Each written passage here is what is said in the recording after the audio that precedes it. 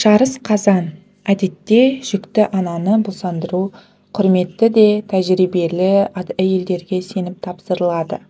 Толғақ басталысымен киіз үйге арқан немесе бау, яғни киіз үй тігерде қолданылатын мықты арқан тартылады. Қазақ әйелі тұрып босанатындықтан толғақ басталмас бұрын оған тірек болатындай киіз үйге арқан кереді.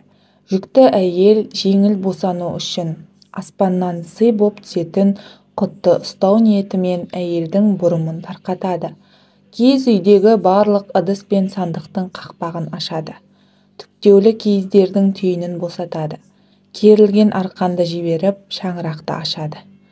Егер толғақ ұзаққа созылса, жарыс қазан ұйымдастырады. От жағып, қара қатын бұрын туа ма, қара қазан бұрын пісе ме деп қазанға ет салып аса бастайды.